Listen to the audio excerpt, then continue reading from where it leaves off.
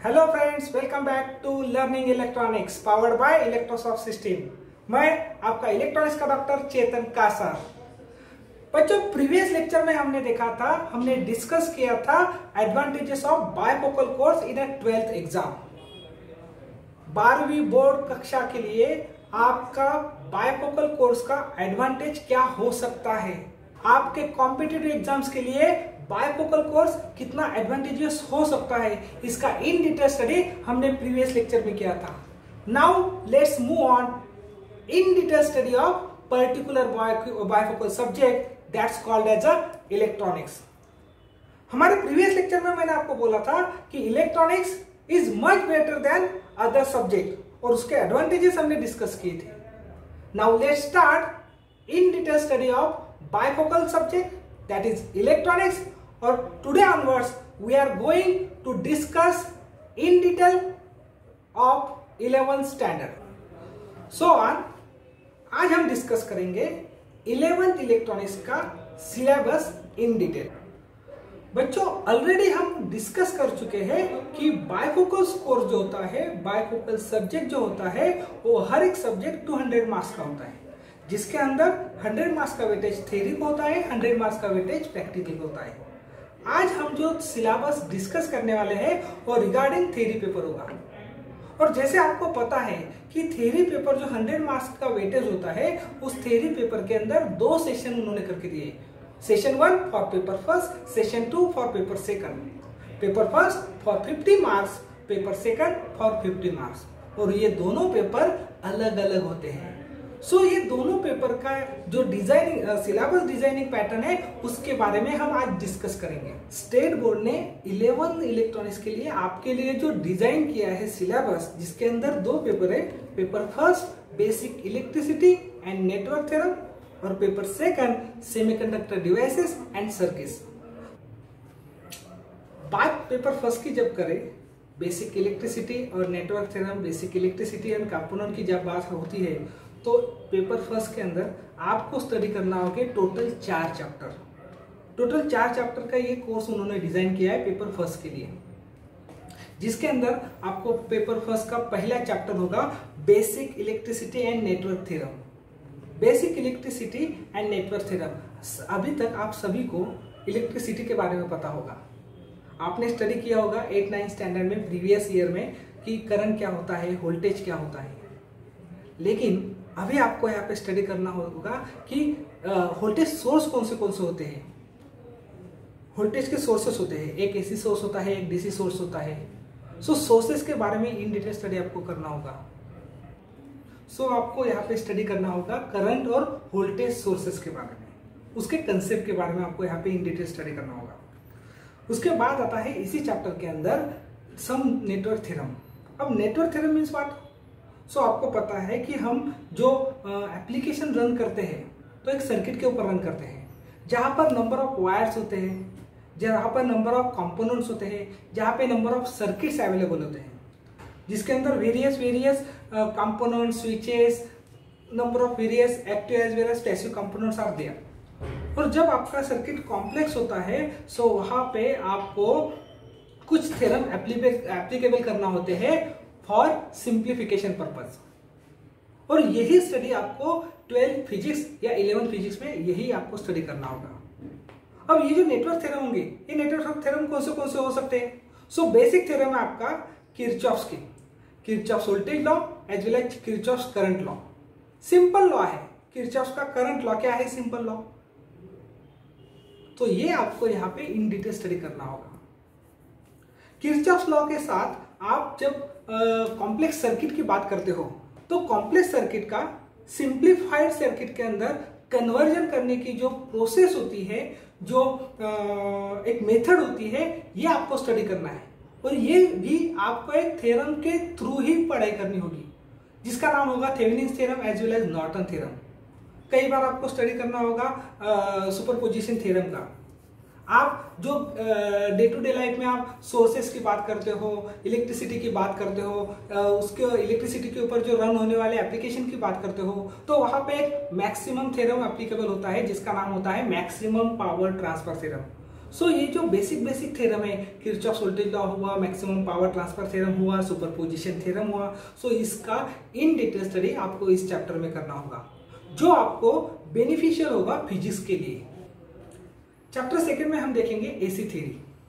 आपको पता होगा एसी और डीसी दो टाइप के सिग्नल होते हैं, एक होता है अल्टरनेटिंग, दूसरा होता है डीसी।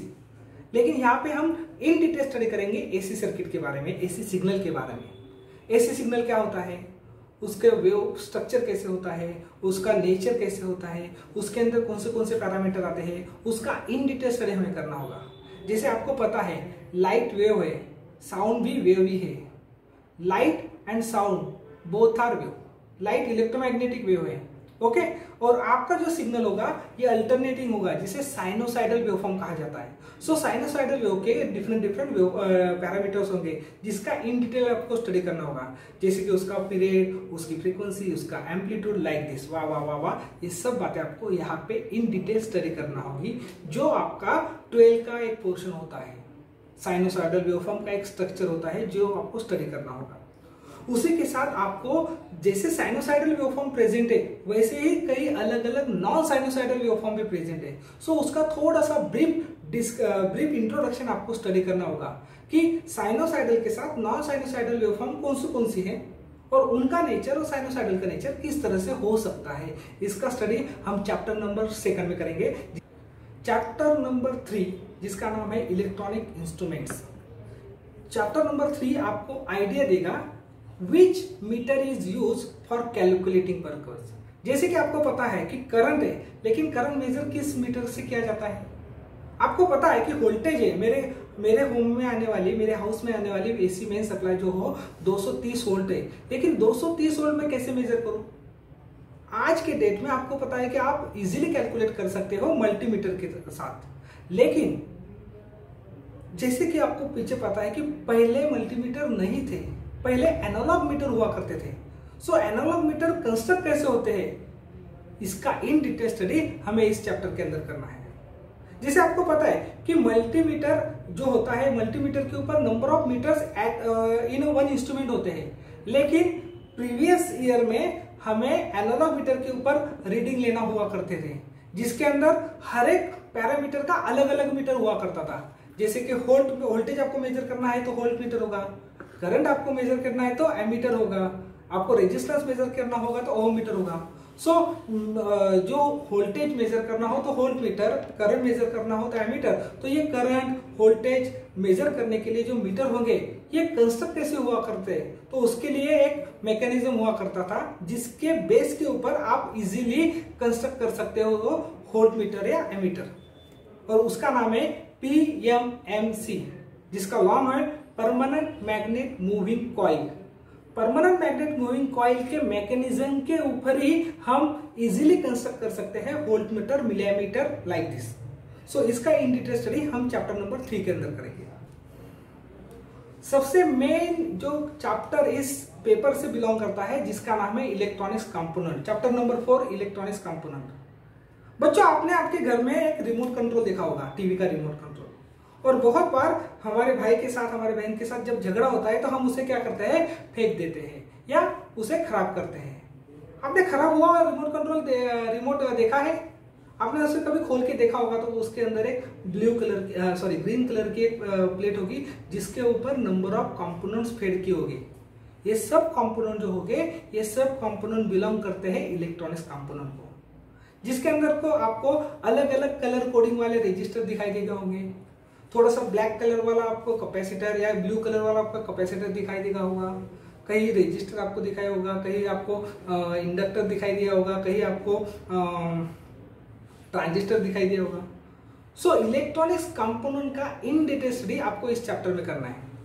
स्टेट बोर्ड का मोटो ये था कि आप फैमिलियर हो जाओ इलेक्ट्रॉनिक्स कंपोनेंट के साथ। देखने के बाद आप पहचान सको कि ये कंपोनेंट कौन है, कैसा है, इसका रेटिंग क्या होगा, इसका वेटेज क्या होगा, इसका यूज क्या होगा, इसकी प्रॉपर्टी क्या होगी। सो यहाँ पे आपको इन डिटेल स्टडी करना होगा ईच एंड एवरी कंपोनेंट का। आपको बता दूं कि जो कंपोनेंट होते हैं उसे बाइफर्केट किया जाता है 2 सेशन में। एक होता है एक्टिव सेशन, दूसरा होता है पैसिव सेशन। इसके बारे में मैं बाद में डिस्कस करूंगा इन डिटेल। यहाँ पे हमें सिर्फ समझना है कि हमें क्या सीखना है चैप्टर नंबर 4 से।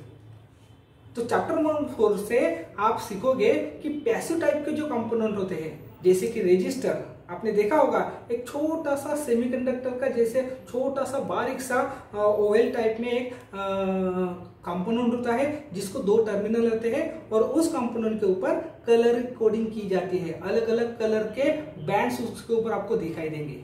सो उसे कहते हैं रजिस्टर। तो रजिस्टर की प्रॉपर्टी क्या होगी, उसका स्ट्रक्चर क्या होगा, उसके टाइप्स क्या होंगे, वो किस में मेजर किया जाता है, उसका वेटेज लेवल क्या होगा। सो ये स्टडी आपको इस चैप्टर में किया जाएगा। आपको फैमिलियर किया जाएगा ईच एंड एवरी कंपोनेंट के साथ। Register, capacitor, inductor, diode, switches, relay, all of the parameter which is belong to passive type are studied in detail in this chapter. So stay tuned for next video, जिस video के अंदर हम देखेंगे paper second का इन detail study. Paper first की जगह paper second most important होगा, जो हमें फिजिक्स के लिए एप्लीकेबल होगा, एडवांटेजेस होगा। So friends, are you enjoying my video? Yeah then like my video, share with your friends and don't forget to subscribe my channel.